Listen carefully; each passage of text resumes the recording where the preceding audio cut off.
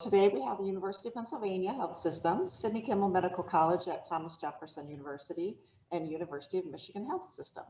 So we are excited that you all joined us today. We will do question and answer at the end. So go ahead and you're welcome to enter your questions in the chat at any time.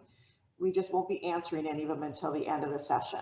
So I guess without further ado, we will go ahead and get started. Welcome to the Neuromuscular Fellowship Fair and enjoy. Hi, everyone. I'm Kristen Edmondson. I'm the program director at the University of Pennsylvania's Neuromuscular Medicine Fellowship. And I just want to start by saying how exciting it is that you guys are interested in neuromuscular medicine. I felt like Neuromuscular Fellowship was such a fantastic period in training and really the sweet spot where you have enough expertise to be really valued by everyone around you, but don't quite have all of the responsibilities of being an attending. So it was a really fantastic time, and I hope that you all choose to go into this field since it really is an exciting and interesting area. I'm going to go over just some basic information about our program, our sites, rotations, didactics, and a little bit about our faculty and alumni. So a little bit about our program. We've been training leaders in the field of neuromuscular medicine for more than 40 years here at Penn. We have a really robust and well-established neuromuscular division within the Department of Neurology. Currently offering 2 ACGME accredited positions for the 2022 to 2023 academic year, have a really diverse clinical and research faculty, and the fellowship offers training in electrodiagnostics as well as clinical neuromuscular medicine and muscle and nerve pathology.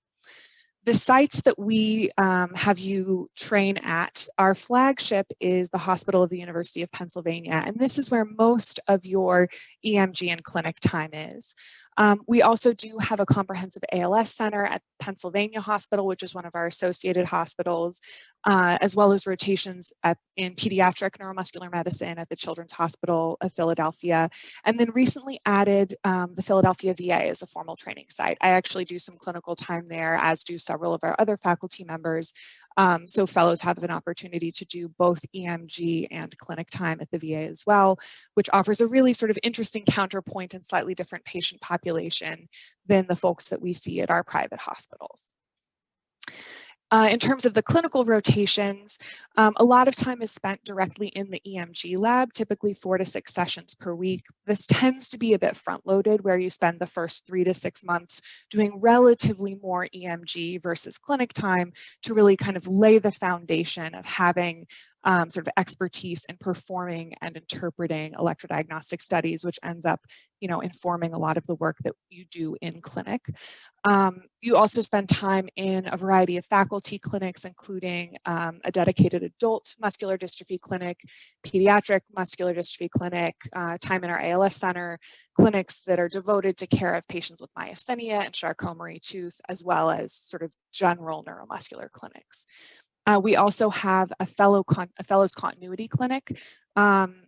For a half day a week, you see patients where you are the primary neuromuscular physician who sees them and follows them at every visit. And this is, of course, backed up by attendings who staff every patient with you, but offers an opportunity to really establish patients longitudinally and start to develop the skills and sort of communication with the patients in between their visits, and really taking on responsibility for their overall neuromuscular care.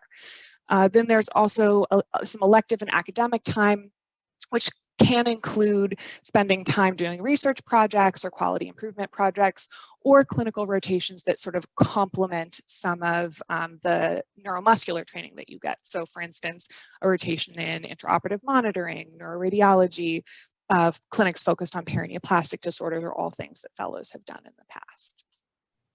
In terms of additional experiences, there is some inpatient work. I will start by saying that there is no night or weekend call, which is one of the wonderful things about neuromuscular fellowship is, once you're done at the end of the day, you're done, which is a lovely change from residency. In terms of what we do inpatient, fellows we really try and get the fellows involved in the inpatient studies. Oftentimes these are really interesting neuromuscular cases that are either sort of in an acute phase or presenting for the first time to the inpatient neurology service. And oftentimes those patients who you would see for their inpatient study will need a neuromuscular specialist and end up following with you in fellows clinics. So you get that additional continuity of care there. There is a research year that is available depending on individual interests. This isn't something that's guaranteed, and the funding sort of needs to be pulled together on a case-by-case basis, but we have had fellows in the past who stay on for a second year where 80% of their time is dedicated towards academic pursuits with some additional complementary clinical time. In terms of didactics, I will put all of this up here. We have weekly neuromuscular conferences that are divided between case conferences, which are, you know, what they sound like, attendings and fellows bringing cases that are either sort of mysteries or where they've been figured out and the answer is really interesting. We have waveform conference, which is really focused on reviewing interesting or unusual nerve conduction studies and EMG waveforms in real time to sort of so that in addition to kind of gaining technical proficiency in the EMG lab, you get experience interpreting sort of unusual EMGs, which, you know, we are lucky enough to come across pretty often. We also have a biopsy conference where fellows review nerve and muscle pathology with our neuromuscular attendings and, depending on the case, with neuropath as well beforehand, and then assemble pertinent images and sort of present to our division as a case. Journal club is exactly what it sounds like. And then we also have fellow talks where we ask a fellow to perform sort of a deep dive into a specific clinical or scientific topic. This happens about every other month. And the goal of this is that you know, once you finish fellowship, are going to be a neuromuscular expert. You're probably going to be asked to deliver talks at conferences, at grand rounds, et cetera, in the future. And this gives you an opportunity to develop a cohort of talks that have been vetted by your peers at a high level that you can present to, you know, other neuromuscular specialists, other neurologists, or non-neurologists, depending on when you're asked to give talks. We also have a didactic lecture series. About once a week, we do a flipped classroom where you review a talk beforehand and then meet with an attending to go over subject matter to be sure that you're getting a good overview of neuromuscular medicine. A quick note on how COVID-19 has affected our fellowship. So in sort of the early part of 2020, there was a disruption in both clinic and EMG lab where there wasn't a lot happening in person for a month or two, but we've been back to pretty full EMG and clinic schedules since around midsummer. Currently, EMGs are all happening at sort of a normal schedule, and obviously that has to be done in person.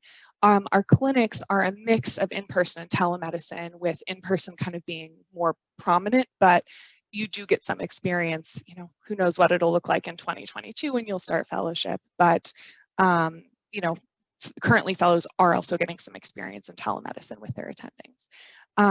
Right now, our didactics and our conferences remain remote, so we're doing that mostly by Zoom or BlueJeans or whatever platform. But the in-person care and the EMGs are all sort of back online. To touch quickly on our faculty, and I don't want to run too far over. So Dr. Bird and I are the folks who do most of the administration for the fellowship. Dr. Bird has run the fellowship for many years and handed the baton over to me about 3 years ago. And then we have a really nice diverse group. So Steve Scherer is a national expert in CMT. Shafiq Karam just joined us from OHSU, and he has interest in vasculitis and autoimmune neuropathies. Eric Lancaster is sort of our perineoplastic guru and a great researcher. Colin Quinn is an expert in muscular dystrophy and ALS. Lauren Ellman runs our ALS center. John Bransma and Sabrina Yum are our resident pediatric experts at SHOP, and Ray Price, who is also the residency program director, is sort of a master clinician and an educator who's also involved in the fellowship. I actually should have moved Dr. Amato and Dr. Camberis to the prior 2 slides. They are alumni of our fellowship who are currently faculty at Penn. And then some of our other recent faculty, Shreya Gandhi was our fellow last year, went on to be an assistant professor at Georgetown. Noah Levinson, the year before, is a professor up at Temple now, assistant professor at Temple. Gabe and Max, Gabe is still in the sort of Philadelphia area running an EMG lab out in Reading. And Max Green went out to UCSF where he does both research and clinic work. Philadelphia is a great place to live. I've been here since 2012. Awesome museums, awesome restaurants when it's not COVID, some great neighborhoods and a pretty affordable cost of living. So I never thought I would stay in Philadelphia, but here I am almost a decade later. It's a really wonderful city. Thank you so much. I hope I haven't run too far over, and I look forward to answering any questions as they come up. Hi, everyone. So I'll get started. My name is Erica Wong, and I am the Neuromuscular Fellowship Program Director at Thomas Jefferson University, which is also in Philadelphia, Pennsylvania. And so we are a ACGME accredited neuromuscular fellowship in downtown Philly. We're actually just a few blocks from Independence Hall and the Liberty Bell, so it's a great neighborhood to be in. We do have one fellowship slot per year at this time. And we really pride ourselves on giving our trainees excellent clinical and electrodiagnostic training with a focus on work-life balance and a friendly and really collaborative environment. We have a pretty small division. It's 4 of us, and our core faculty at this time are Dr. Marina Stilakis, Dr. Histelina Ilieva, Dr. Debashi, and myself. And all of us predominantly see general neuromuscular patients, ranging from myasthenia, neuropathy, ALS, pretty much all of the neuromuscular disorders we do see. Dr. Debashi and I sometimes see a little bit of general neurology as well, so we do see diverse patients in our clinics. We also have Gina Richards, who is our EMG tech, and she's absolutely wonderful to work with. For our curriculum, we have 5 sessions of outpatient EMG weekly, so each session meaning half a day each. And we do EMGs every day of the week. And so the fellow who rotates with us will be with 3 different faculty, and that would be me, Dr. Debashi, and Dr. Ilieva. We do also see occasional inpatient neuromuscular EMG consults, and the fellow is expected, of course, to participate in those as well and form a neuromuscular opinion on these complicated patients. Besides the EMGs, we also have 3 sessions of neuromuscular clinic weekly. And this is also a rotation between Dr. Debashi and myself, along with Dr. Delakis, who is really well recognized internationally as a neuroimmunology as well as a muscle expert. The fellow also does see patients in their own clinic. So it's kind of Dr. Delakis' clinic is pretty fixed, and then there's kind of a rotation between me and Dr. Debashi as well as the fellow's own clinic. Dr. Ilieva is the ALS clinic director, and this is a comprehensive multidisciplinary ALS clinic. And so, we work really closely with rehab and pulmonology, as well as PT, speech therapy, and swallow therapy. The fellow also has an opportunity to rotate through the DuPont MDA clinic. Predominantly, the site that the fellow will be at is at the downtown Center City Jefferson Hospital. But this one rotation can be, which is in Delaware, in this DuPont Pediatric Hospital. That is the one rotation where the fellow might be offsite. We also encourage electives in neuropathology and rehab. You might have calculated that our sessions equal to about 8 sessions per week. So for that one extra day, we have the fellow essentially rotate through either the LS clinic or one of these electives in neuropathology and rehab, as well as have some elective and research time as well. Dr. Ilieva and Dr. Debashi do our skin biopsies. So you'll also have training with them to do these biopsies as well. Dr. Ilieva and Dr. Delakis are really research powerhouses, and so you'll have opportunities with them to do research and clinical trials if you would like. And of course, we encourage participation and presenting at the national conferences, both AANEM as well as AAN. And like Dr. Edmondson said before, one of the great things about neuromuscular fellowship is oftentimes there's no call, and that's us too. There's no night or weekend call, so once you're off, and that's really a nice thing about neuromuscular fellowship. In terms of didactics, you will have basically didactics every 2 weeks with either Dr. Debashi or myself, and we essentially plan topics for the entire year, and the fellow is expected to go through and read the major texts, and including President Shapiro and Continuum, to go through these major topics, and so that by the end of the year, the fellow will feel like that they've essentially read the main text as well as be prepared for the boards. Along with this, we also have our monthly journal club. And also there are ample teaching opportunities with the residents, and we really encourage the fellow to take responsibility in some of the teaching with our residents. And the residents are exposed to us in several ways. They go, they participate with us in EMG rotations and our neuromuscular clinic. We're also part of their subspecialty clinic rotation. So the fellow has, a lot of interaction with the residents here. We also, as neuromuscular faculty, give regular rotations to the residents as well. And so the fellow is also expected to participate in some of those lectures and educating, the residents, medical students, as well as other faculty. And of course, Philadelphia, I think I don't have to say too much, but it is a great city. I am also pretty new to Philadelphia. This is actually only my 3rd year here, and I'm from Texas, so a completely different part of the country. But I've also, we just bought a house, and have been really loving the city. Really diverse experiences here, culture, food, everything you could really ask for. I know Dr. Edmondson pointed out that the cost of living is very good, and I would definitely agree with that. Another thing, I came from New York, and I didn't want to drive when I first came here. So something else that's nice is the public transportation is quite reliable in Philadelphia. You don't really need a car if you're living in the city. So that's another big plus. And certainly in non-COVID times, since you have those weekends off, you can do some weekend trips, and it's close to, the beaches in New Jersey, the Pocono Mountains, New York City. There's really a lot around that you can also explore, even just beyond the city. So I hope you will consider us. Okay, so my name is Gary Gallagher, and I'm here to discuss our neuromuscular fellowship at the University of Michigan.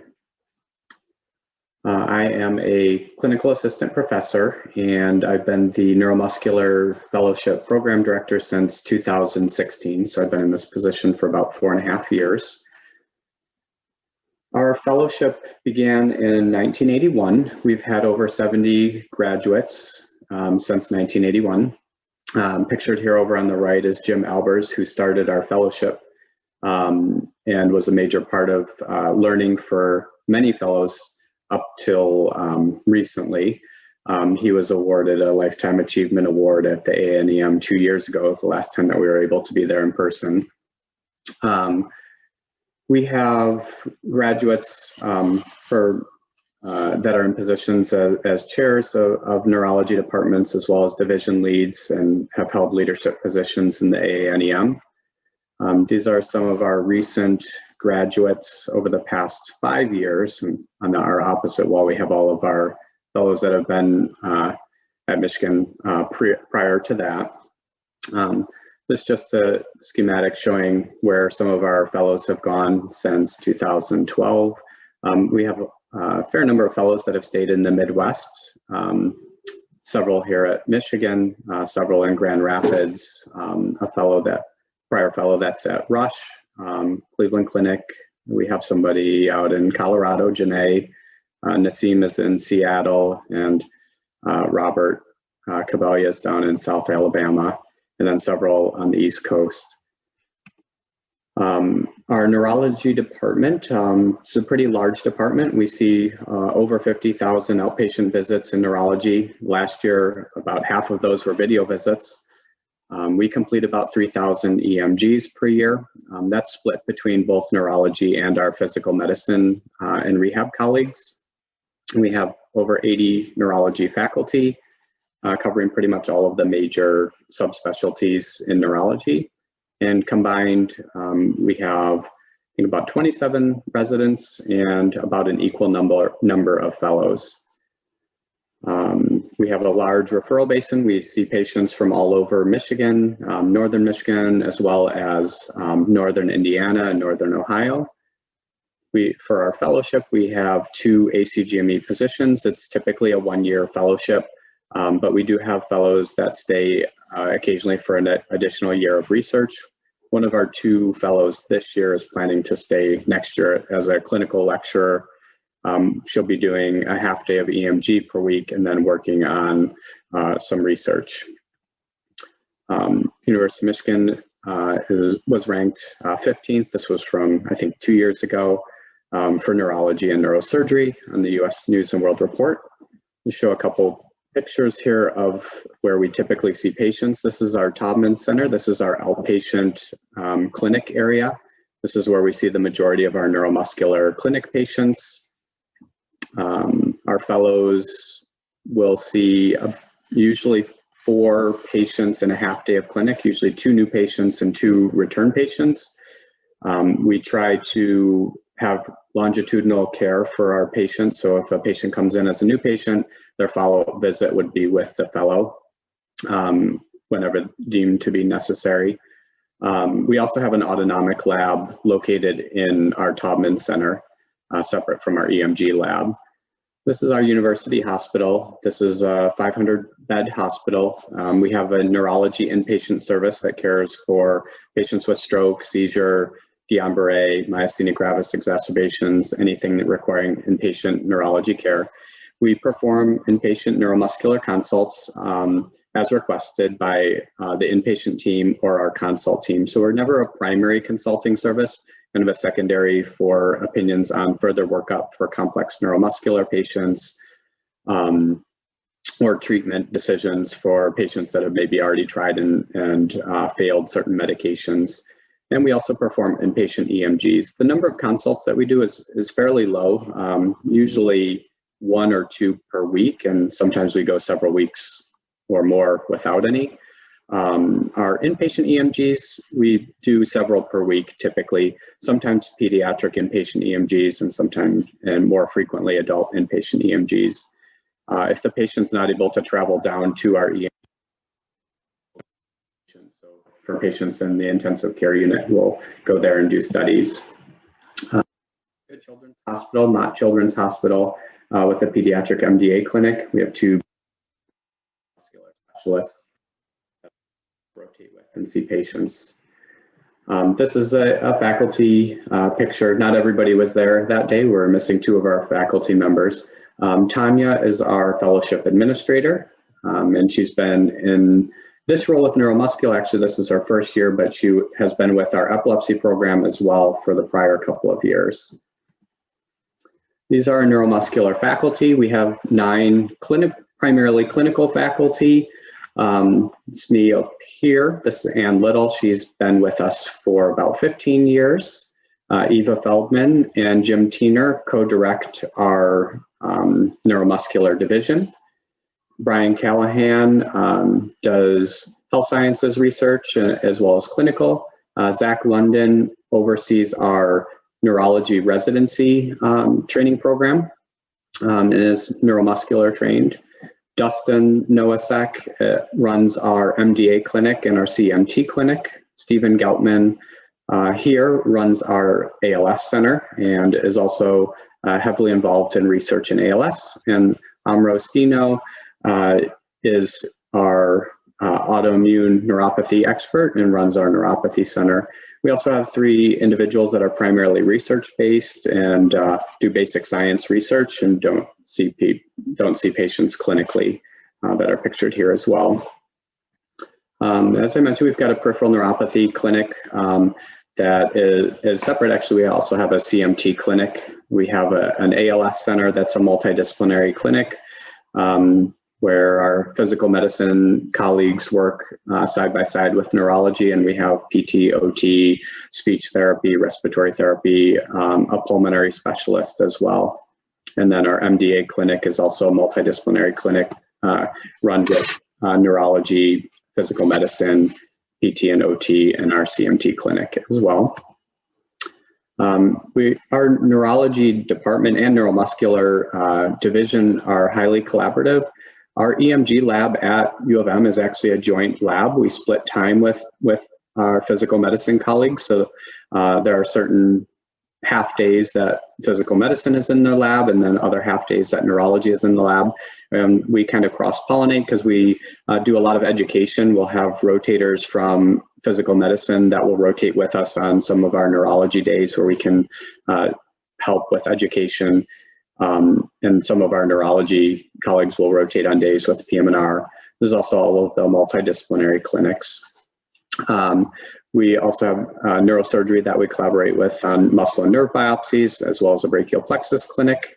We have a joint muscle pathology conference with our neuropathology colleagues, musculoskeletal radiology, pulmonary, speech language, and rheumatology as well. This is a fairly typical schedule. Our fellows have, on average, 3 half days of clinic per week, where they'll see 4 patients, 2 new patients, 2 return patients. And then EMG lab, usually 4 to 5 half days per week. Usually in a half day of EMG, our fellows would see 2 to 4 EMG patients. One of the nice things about having clinic in the morning is that we will sometimes ask our patients to stay in the afternoon. So if we see somebody that needs a EMG, we'll see them in the morning, do a clinic visit, have them stay, do an EMG in the afternoon, and the fellow has a good continuity of care, can talk about the plan right there with our patients. Wednesday mornings are educational protected time, and then Friday afternoons are also fairly protected for academic time, research, QI, sometimes seeing inpatient consults. On our Wednesday mornings, we'll do an EMG and neuromuscular didactic session. Those are on a rotating basis, cover a variety of different topics: muscle pathology, journal club, and complex case conference. So those, the journal club is once a month, and complex case conference is every other week. I've already mentioned mostly about our clinics. We also do skin biopsies, and Little does our core needle biopsies, although we also send patients to neurosurgery for open biopsies. This is a picture of our EMG lab, where we do our nerve conduction studies, EMG. We have the ability to do single fiber and other rarely studied muscles like the diaphragm, and separately autonomic testing with 1 day of autonomic lab per week. For our didactics, we do a boot camp at the beginning of neuromuscular fellowship for all of our incoming fellows. These are usually just a series of lectures over the first few weeks to make sure that we cover kind of major topics. A lot of those topics will end up being covered again throughout the fellowship. We also have a nice EMG training program that we kind of walk people through. There are 4 tests that we give, multiple choice tests, just to make sure that our fellows are progressing in their understanding before they begin independently doing EMG with supervision. And then our muscle path and interesting case conference series. Education is obviously a big part of our curriculum. Dr. London and I published our self-study curriculum on EMG and follow this training curriculum for actually all of our residents that rotate through EMG, as well as our fellows. And also highly involved in research. Our fellowship is a clinical fellowship, but we encourage research and provide opportunities for our fellows if interested. Our neurology department is committed to DEI, so we are actively recruiting individuals from a wide variety of backgrounds and desire to be inclusive of everybody. Our fellows and our house officers have a wide range of benefits. One nice thing that our House Officer Association did several years ago is they negotiated for benefit leave for mothers as well as fathers, or even if there was an adopted child, for the parents to be able to take time off. And there's holiday pay additional if working on any holidays. And then finally, to conclude, Ann Arbor's a really nice place. I actually went here for undergrad and have stayed on for a lot of my career. I've been in Ann Arbor since 2008. We have a wide range of restaurants, theater and art, as well as sports. And there's a lot of hiking trails and rivers for canoeing or kayaking. It's really a great place to live. So I'd encourage everybody to consider us. And that's actually all that I have. Thank you. Okay, so we will go ahead and jump into the question and answer period. Looks like we have one question out there. We'll wait for a couple other ones. In the meantime, one of the questions that we have been asking from the program directors is, can you share what drew you to neuromuscular medicine? Why would they want to choose neuromuscular over some other specialty? I can start, sure. I think it was a combination of things. Really, I think, when I was a resident, the faculty that I most identified with and just liked were my neuromuscular colleagues. And so that was probably a big reason, is that I just liked the attendings, and they happened to be neuromuscular trained physicians. And I always thought that they were great neurologists and really great at localizing the peripheral exam. And so I thought that was always really admirable. And the other thing is I like working with my hands, so I thought that EMG really gave me an opportunity to, it really is an extension of your neurologic exam, the EMG. But it also gives you, another skill, something else to do that is, just a nice kind of mix up. So besides just seeing patients in clinic, you can also do EMG. And I think that gives you some variety in your practice as well. So, for all those reasons, I chose neuromuscular medicine.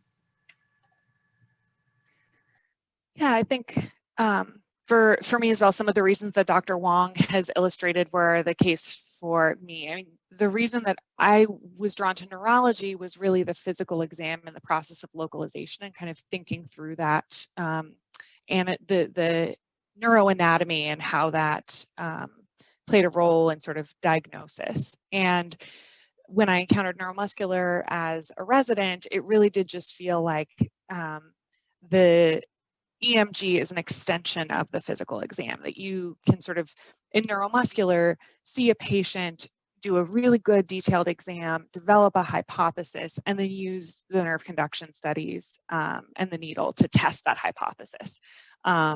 So seeing it really as sort of an extension of the physical exam and really getting to do some fun neurolocalization were the reasons that I ended up choosing neuromuscular. Also, the call schedule and fellowship is great. Yeah, I agree. I think for me, I like the balance between having several half days of being able to do a procedure like an EMG, as well as being able to see patients clinically. So I think that was a large draw for me. Many neuromuscular patients have chronic illnesses, and many of them are treatable. And I think that was another draw for me, being able to establish a good relationship with a patient, follow them as we're treating their disease and hopefully improving their quality of life, maybe even curing their disease for things like myasthenia gravis or autoimmune neuropathies, was also a big draw for me. Thank you very much. Okay, we've got a couple questions out there. The first one has, for each program, can you expand on if there's an opportunity for neuromuscular ultrasound?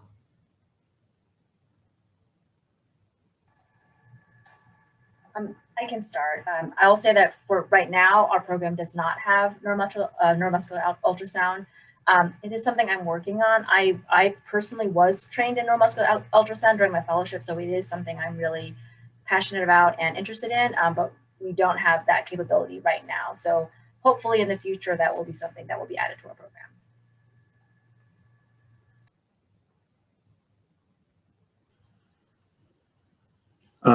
So at Michigan, we have some exposure to neuromuscular ultrasound. We do not have an ultrasound currently in our EMG lab, but we have opportunities to work with our physical medicine colleagues doing musculoskeletal and neuromuscular ultrasound.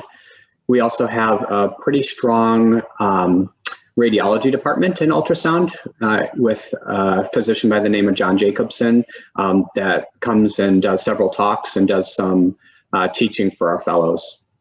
And several of our faculty, myself and Dustin, have gone and done some one-week training programs in ultrasound, and we are working on obtaining an ultrasound in our lab. Yeah, similar at Penn, where we have a strong radiology department, and we'll oftentimes get neuromuscular ultrasounds, but it's not something that we perform as part of our. We as neuromuscular physicians perform as part of our workup currently. They do a bit over at CHOP. So Sabrina especially does some pediatric neuromuscular ultrasound, and we have a machine over at the VA actually, but not at in the lab at Penn. So it is something that there's some exposure to, but not a lot of formal training at this point in time. Thank you. All right, we have another question. For all programs, do you consider applicants for PM&R residencies?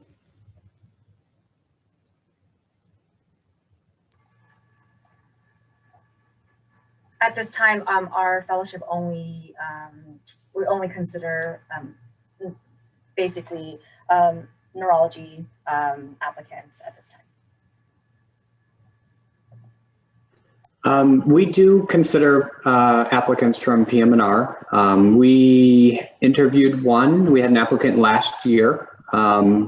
We also had a fellow in 2015 or 2016 that was from a PM&R residency. Her name was Nassim. She's now out in Washington at Seattle. So we would definitely consider PM&R applicants. We also would consider PM&R applicants. I don't know that we've ever had a PM&R fellow, at least in the period of time that I've been at Penn, but would certainly consider on a case-by-case basis. Thank you. Another question, could you also elaborate on inpatient rotations? That's for everyone. I can go first. We do not have an inpatient neuromuscular rotation. Our fellowship is solely outpatient, with the exception of as needed consults. So we do neuromuscular consults for inpatients. The volume is fairly low. It's usually about 1 per week. And we do inpatient EMG as needed, usually 2 to 4 per week. I can go next. For us as well, we don't have any dedicated inpatient neuromuscular time, and it sounds fairly similar to what Dr. Gallagher is describing, where we have inpatient EMGs, usually a couple a week, that we involve the fellow in. We don't have sort of a formal neuromuscular consult service, but if there are complex neuromuscular patients that are being seen either on our sort of inpatient neurology ward service or by our consult service, we'll oftentimes get involved. They're usually patients that they're getting an EMG on anyway. And, we have the fellow in those cases. It's unusual. I would say probably once or twice a month, we have a patient that we end up getting more involved in on the inpatient side. Oftentimes the fellow will sort of do a consult note and staff with the attending and then take them on in the fellow's clinic, but no dedicated inpatient time.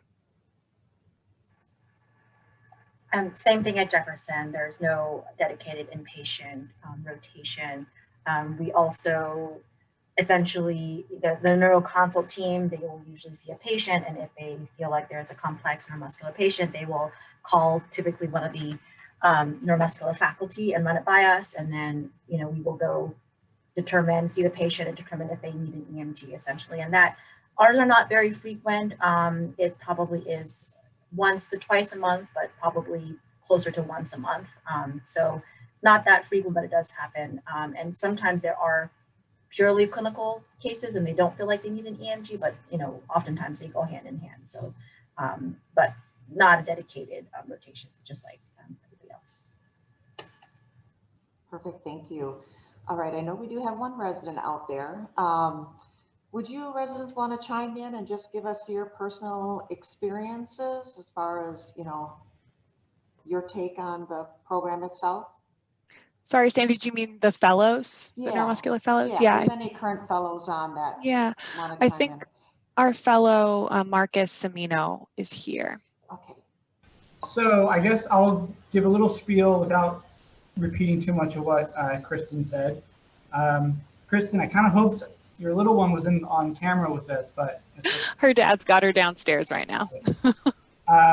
So I would just like to say that the fellowship at Penn has been fantastic. Everything that Dr. Edmondson had described is pretty accurate. I would have a good mix of outpatient cases. All the consults that we do get are very interesting. There's always something to take from them. It's always nice to be able to do the consult and then bring the patient into my fellows clinic afterwards. Kind of that continuity of care is really nice.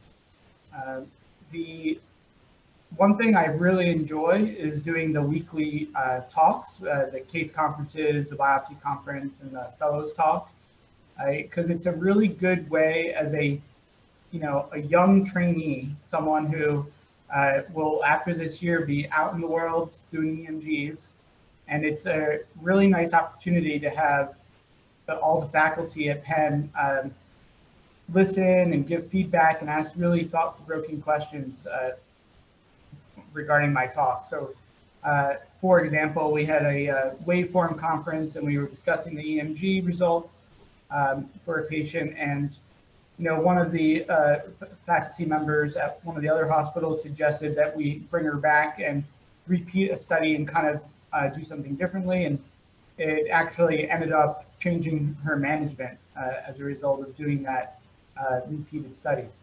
So the culture and the willingness to teach and participate in my training has been really fantastic. Thank you very much for sharing. Is there anybody else out there that wants to chime in before we move to the next question? Okay, so we have another question here that says, for the programs that mention pediatric MDA clinic, how much time is spent on that rotation? Well, I'll start with Penn. So so the way Dr. Edmondson has it set up is the year is broken down into quarters, 3-month blocks, and you spend a half day, but it's really more than a half day because it's a multidisciplinary clinic with the pediatric MDA clinic. There's also an adult MDA clinic at Penn that's mostly adults, some young adults, and that's also about a half day a week. So specifically for pediatric, I would say it's a half day a week for a 3-month block. And if you're interested in doing more, you can definitely work with Dr. Brandsma, Dr. Young, or Dr. Madisans to carve out some more time using the elective time that you're given towards the second half of the year. So for us, since our pediatric MDA clinic is actually at an outside hospital, that's considered a rotation that our fellows do. And right now they do a 1 month, or they can do a 1 month rotation. And it's several days per week that they spend at that hospital seeing pediatric MDA patients. I will say that most of our fellows before have been internal candidates, and they rotate through this particular hospital as a resident. So some of our internal candidates have chosen not to do this rotation because they've already been there for several months, 2 or 3 months, oftentimes in a PGY4 year. So if we have an external candidate, this would be the rotation that they would do usually for a month, several days a week during the fellowship. And at Michigan, our fellows do 5 to 10 half days kind of throughout the year. If our fellows are interested in MDA or interested in pediatrics, then they can opt to do more. Sometimes our fellows are not as interested in doing pediatrics, and kind of likewise, they can opt out of doing too many of the pediatric clinics if they would like. And the last question we have here is, would you be able to elaborate any further on the level of interaction we would be able to have with residents and students, especially as educators? I'm happy to go first. So our EMG rotation for our residency is a required rotation. So we always have at least one resident on a neuromuscular EMG rotation. And so there's interaction really on a daily basis, both in clinic and in the EMG lab. So as much teaching as our fellows would like to give is appreciated by our residents. Our fellows also give several of the didactic conferences throughout the year, and those conferences are directed both for faculty as well as for any trainees that are attending. And we have both PM&R trainees as well as neurology trainees there. Interactions with students are a little bit less than with residents. We do have students that will occasionally rotate through on EMG, but most of our medical students are doing inpatient rotations, consult rotations, or some other outpatient rotations. So it's mostly working with residents. Same thing with our program. I mentioned a little bit that we have residents also rotating with us in our EMG labs, in the neuromuscular clinic, as well as when they rotate through a specialty clinic. Neuromuscular clinic is one of those clinics as well. So our fellow, we do want them to be involved in teaching and, help us teach them as well. And so the interaction is also mostly with residents. We do also have medical students that rotate with us, and that is generally in the neuromuscular clinic and less so in the EMG lab. But, certainly in the EMG lab, it's predominantly with residents. And we also do give regular lectures to the residents as well as faculty. And the fellows also expected to give at least some of the didactics that we share with the neuromuscular faculty for the residents as well. Yeah, it's fairly similar for us as well, and Marcus can chime in here too. We have residents rotating through the EMG lab, the neuromuscular clinics, and also, interaction with the residents on service that you're sort of doing the EMGs for. The residents also are pretty savvy and realize that Fellows Clinic is a great place to get help for complex neuromuscular patients. So they know that and interface with the fellow in that way. Pre-COVID, we had our fellow give didactics to the medical students as part of their sort of Neuro 101 rotation, like their clinical neurology rotation. The structure of the med student rotations has really changed with COVID to sort of more online and pre-recorded lectures. So that isn't happening currently, but is something I think we're all hoping will reemerge as we reemerge from the pandemic.